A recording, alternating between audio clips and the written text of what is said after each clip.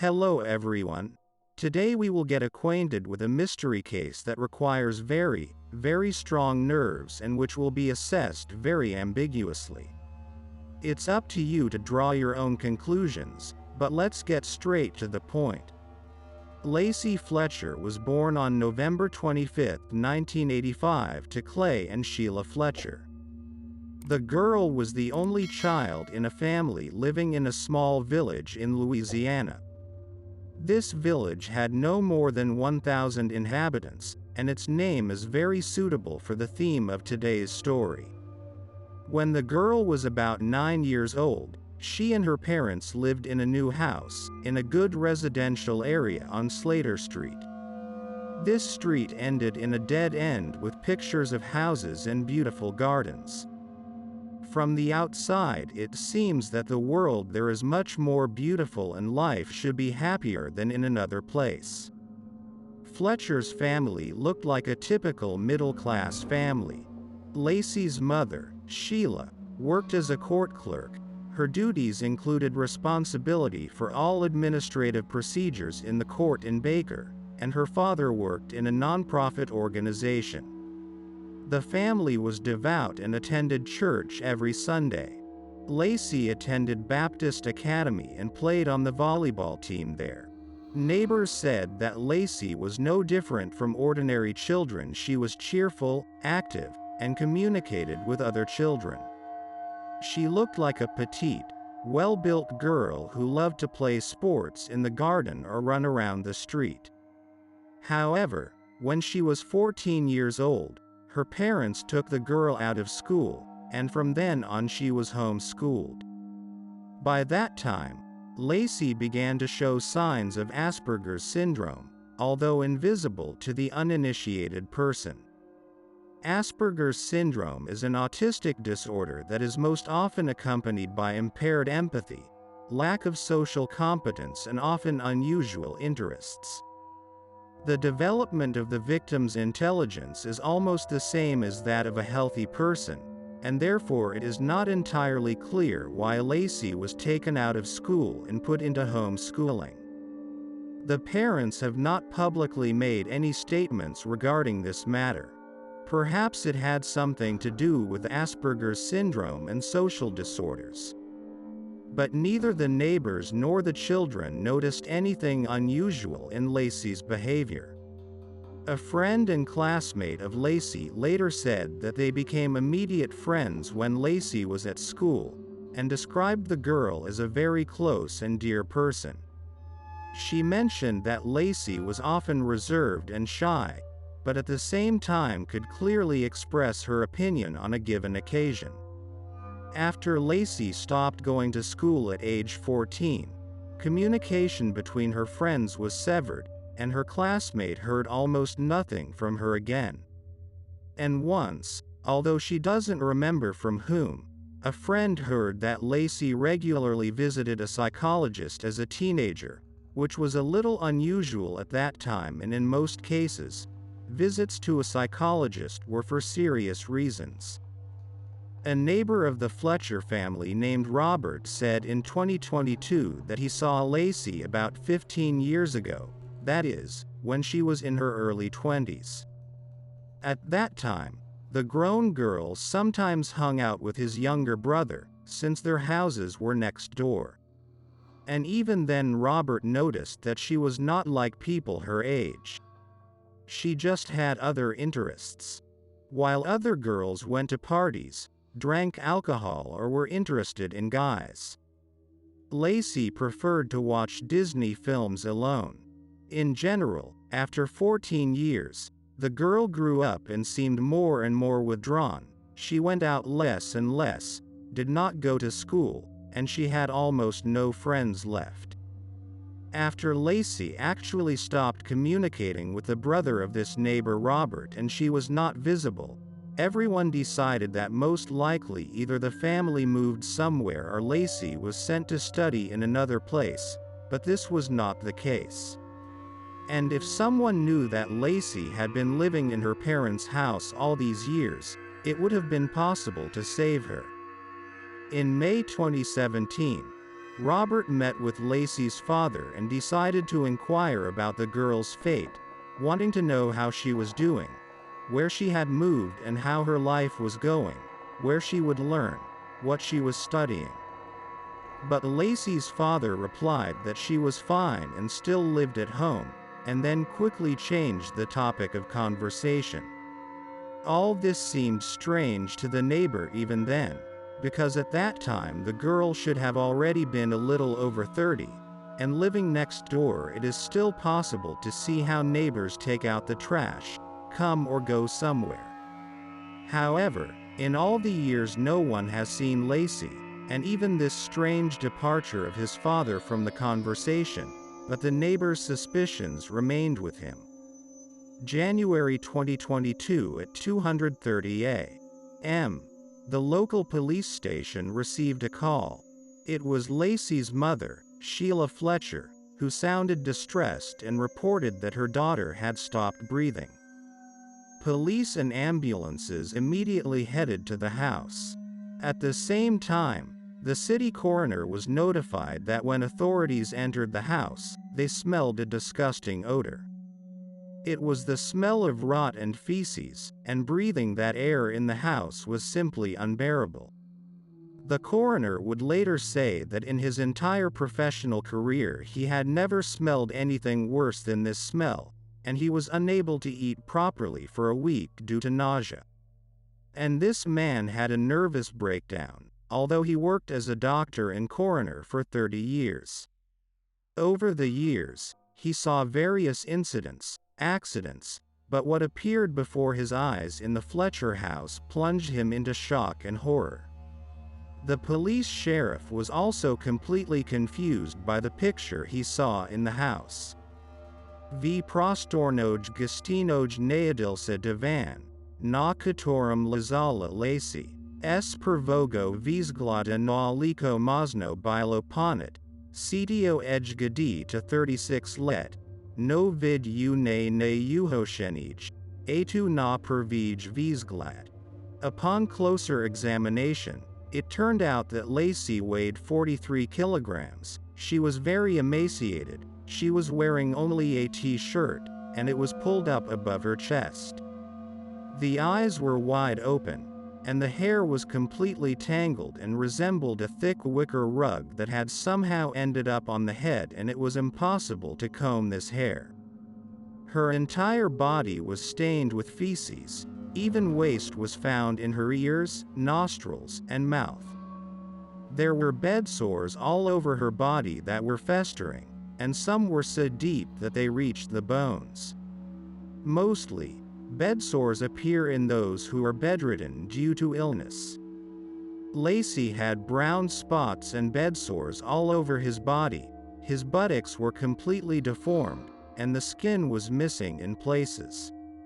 Lacey was infested with maggots, insects that ate into parts of her body, causing incredible suffering. The photos taken at that time were never published in the media, on the internet, or anywhere else, as they were simply terrible and could be traumatic for people. Even the coroner and the police officers, who responded to the call by profession, could not come to their senses for a long time from what they saw. However, there is a publicly available photo of the sofa on which Lacey died. This piece of furniture was completely destroyed. It rotted, and where Lacey lay with her buttocks, a huge hole formed, in which human remains were found: skin, pus, and feces. Even the wooden floor under the sofa was covered in all this and began to rot. During the autopsy, the coroner found remains of foam from the sofa upholstery in the girl's stomach. Apparently she was so hungry that she started eating the sofa. The cause of Lacey's death is investigative, which means that death was not due to one cause, but a combination of many factors, including bed sores that needed urgent treatment, as well as bone inflammation and blood poisoning. When they found Lacey, her mother was sitting with her on the sofa and crying. Father Clay looked completely emotionless. The investigators naturally had many questions. How could it happen that a person ended up in such a state when they began to neglect him? Why the parents who lived in the house did nothing, and why they allowed everything to go so far. Initially, the girl's parents did not want to publicly comment on this. Later, the mother testified that Lacey moved further and further away from them, and when she turned 20, at some point she did not want to leave the house at all. She had no interests. At some point, Lacey refused to get off the couch, after which the parents went to the doctor, but it was the doctor they went to for consultations without Lacey, since she refused to leave the house. This doctor advised taking the girl to the hospital, but Lacey did not want to go anywhere, and it seemed that the parents did not know what to do next. Her condition worsened, and at some point Lacey didn't even get up to go to the bathroom. She began to relieve herself on a towel that her mother put near the sofa, and sometimes this just happened in bed, and the girl lay silently and distantly. The mother further said that she constantly brought her daughter food, also gave her drinks, and tried to care for her wounds, which arose from the fact that the girl was always lying on the sofa. Lacey never complained of pain, and was sane until the very end. When Lacey suddenly stopped breathing, her mother called 911, but it was too late. There were rumors that a neighbor forced the parents to call, who saw Lacey through the window lying on the sofa and realized that something was wrong. He told the girl's mother to choose, and if she does not report to the police, then he will do it himself, but subsequently the police did not confirm this information, but as you know, rumors do not appear out of nowhere. They are generated by the lack of information. Later it became known that the girl's parents were not at home for almost 2 days before her death, and during these days their daughter remained hungry. Of course, maybe the mother put some food on the sofa, but still no one cared about her these days. The question arises, why didn't Lacey get up from the couch and get herself something to eat, because she was in her right mind? Some sources suggest that the girl suffered from locked-in syndrome, in which a person is fully conscious but physically almost completely paralyzed and is caused by brain damage. In general, Lacey lived exclusively on this sofa for more than 12 years without getting up. In court, members of the jury required medical assistance to somehow deal with photographs of Lacey's body. When these photos were shown, there was complete silence in the courtroom. Everyone present was simply shocked and could not believe what they saw. May 2, 2022, Clay and Sheila were charged with second-degree murder and were initially sent to the East Felicia jail. The parents repeatedly asserted that they were not to blame and emphasized that their daughter Lacey was of sound mind to the end and could make her own decisions. On May 4, the Fletchers were released on $300,000 bail, and the trial did not end there. But how impossible it is to imagine that the parents left their daughter to decompose alive on the sofa, doing nothing or taking any action. They even watched TV in the evenings in the same room. That is, the sofa on which Lacey was lying stood in the family's living room, and in the evenings the parents watched movies, while their daughter lay nearby in this state. This is unimaginable, since the smell of feces and rot throughout the house was simply unbearable, and yet the parents also lived there, leading a normal life. Lacey lived abnormally, and her parents continued to act as if nothing had happened. There are other very scary details that were never made public, and people familiar with this story still wonder how this could happen and whether it was an insidious process that lasted 12 years. When Lacey will one day be left lying on the couch and her condition slowly deteriorates more and more. Of course, her bed sores did not appear yesterday or today, but over a long period of time. And one more thing, let's say someone's child declares that he won't go to the bathroom or toilet anymore. How can you let it happen and brush it off? And even if Lacey was already an adult, there was still a way to place her in some institution, at a minimum, where they could help her, albeit forcibly. Of course, this requires considerable financial investment, and it is hard to believe that Lacey's parents did not have the funds for such medical care. They had a permanent job in which they earned good money, and had a large house in a good, lively area. And it looks like they weren't deeply in debt, as they quickly put up $300,000 for their collateral. It is hard to believe that the parents did not find funds for psychological help for their daughter.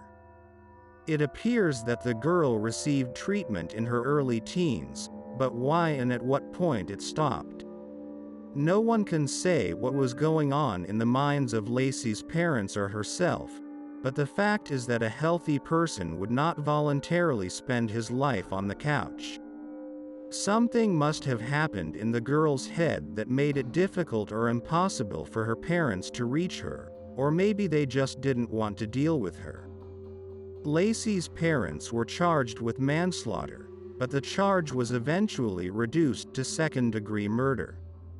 The verdict, unfortunately, has not yet been made, and this makes it very tragic that the girl's parents simply continue to live an ordinary, normal life, without admitting or feeling guilty of anything. Thank you for watching. I recommend watching other stories. Click right now, and also subscribe to my channel. See you soon.